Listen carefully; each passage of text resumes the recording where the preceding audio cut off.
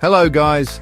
Now listen, I'm not saying it's easy being an immigrant. Let's be honest, you've basically rocked up to a party that's been going for centuries and you're trying to blend in with a plate of sausage rolls while everyone else is doing the Macarena. In today's video, we're going to shine a light on a few European countries where immigrants might not be greeted with open arms, and trust me, some of these stories will curl your hair. Immigration is a big deal, and frankly, some countries are handling it about as well as I handle tequila shots. It's messy! So, buckle up because we're about to dive into the nitty-gritty of immigration in Europe. And one last thing before we get started, if you like the video, please click on the like button, subscribe to my channel for important information, and share my channel with your relatives and friends. And who doesn't love a fuzzy Graham? Right then, first up, Hungary. Land of goulash, thermal baths, and, well, let's just say a rather firm stance on immigration. Now, Hungary's had a bit of a tumultuous past, what with the wars, the revolutions, and enough political drama to make your head spin. So you can understand why they might be a tad wary of outsiders, and wary they are. The government, led by Prime Minister Viktor Orban, has been pretty vocal about wanting to preserve what they call Hungary's cultural identity. Now, on the surface, that might sound fair enough, but some of their policies have raised eyebrows, let's put it that way. They've built fences, tightened border controls, and made it clear that asylum seekers aren't exactly welcome with open arms. In fact, they've even been accused of detaining asylum seekers in, wait for it, container camps. Container camps. It's enough to give you claustrophobia just thinking about it.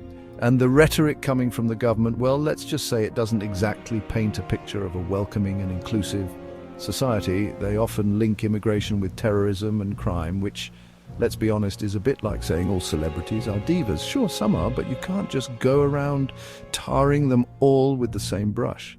The thing is, Hungary, like many countries in Europe, is facing a demographic crisis. They have a shrinking population, and their workforce is aging faster than a Hollywood starlet after an all-night bender. They desperately need young workers, but their policies seem to be sending a clear message: go elsewhere. And the impact on immigrants? Well, it's pretty grim. Many face discrimination, prejudice, and a bureaucratic nightmare that would make even the most patient person tear their hair out. Next up, we're off to Poland.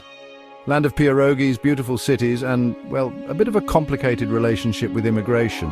Now, Poland, like Hungary, has had its share of historical upheavals.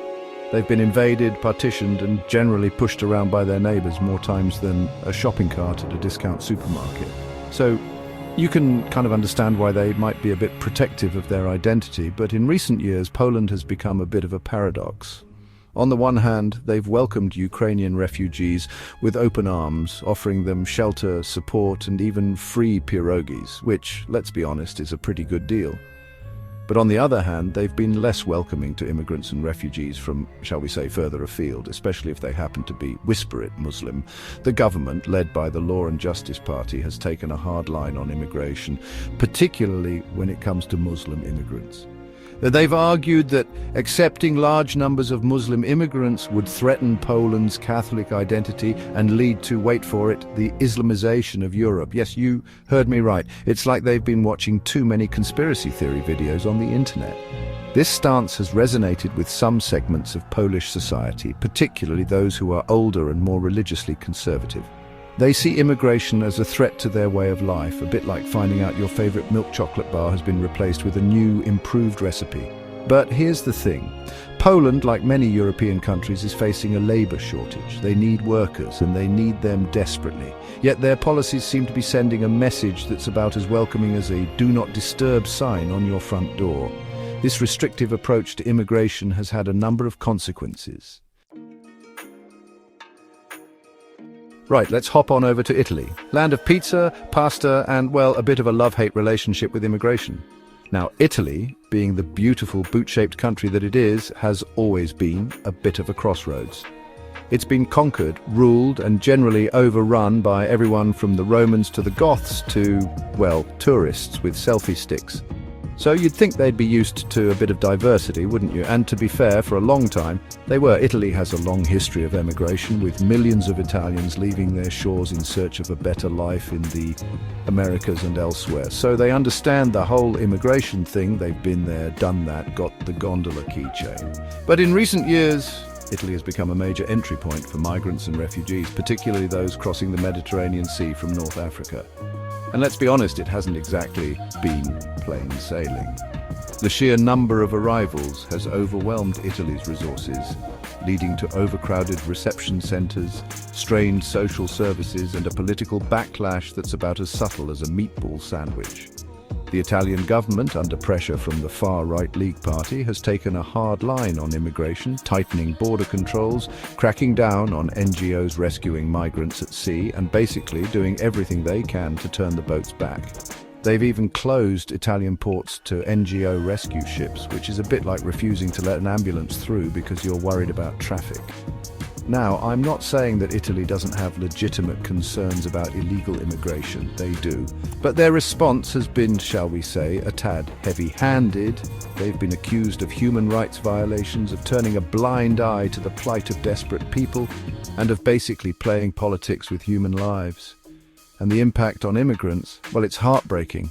Many are stuck in limbo, living in overcrowded camps, facing discrimination and struggling to build a new life. It's like trying to bake a pizza without any dough. It's just not going to work. Hold on to your hats, because we're heading to Greece, land of ancient ruins, stunning islands, and a complicated relationship with immigration. Greece, the cradle of Western civilization, has always been a melting pot, conquered and influenced by Romans, Ottomans, and tourists with gyros. You'd think they'd be used to diversity, wouldn't you? And for the most part, they are. Known for hospitality, generosity, and throwing a good party, but recently Greece is on the front line of the European migrant crisis. Its location near Turkey makes it a major entry point for migrants fleeing war and poverty. And it hasn't been a walk in the Parthenon. The sheer number of arrivals overwhelmed Greece's resources. Lesbos, Chios, and Samos became home to sprawling refugee camps with dire conditions. The Greek government struggled to cope, and the situation became a political hot potato. Greece was dealt a difficult hand. They were on the front line of a humanitarian crisis with little help from European neighbours, but that doesn't excuse some actions by Greek authorities. Reports of pushbacks, illegal deportations, and abuse by the Greek Coast Guard. The situation in the camps is not a recipe for integration. Overcrowding, poor sanitation, lack of healthcare and education breed despair and anger. It's like trying to learn to swim in a pool full of concrete. It's not going to end well. Okay, last stop on our whirlwind tour of European immigration hotspots is Slovakia. Land of castles, mountains, and, well, a rather cautious approach to immigration. Now, Slovakia, being a relatively young country, having only gained independence in 1993, is still trying to find its feet on the world stage. They're a bit like that new kid in school who's not quite sure where they fit in. And when it comes to immigration, well, let's just say they're not exactly throwing their doors open and shouting, "Come on in, the goulash is hot." Slovakia has consistently been one of the most skeptical countries in the European Union when it comes to immigration, particularly when it comes to accepting refugees. They've argued that they're a small country with limited resources and that they can't afford to take in large numbers of immigrants, and to be fair, they have a point. Slovakia is one of the least densely populated countries in Europe, and they have a relatively homogeneous society. But some of their arguments against immigration have been, shall we say, a tad creative. For example, one Slovak politician argued that Muslim immigrants wouldn't feel at home in Slovakia because there weren't enough mosques, which is a bit like saying you can't invite someone to your house for dinner because you don't have their favorite brand of ketchup. It's just not a very convincing argument. The Slovak government has also been criticized for its treatment of the Roma minority, who face widespread discrimination and marginalization. It's a bit like having a "No Irish" sign in a pub. It's just not on. Well, there you have it.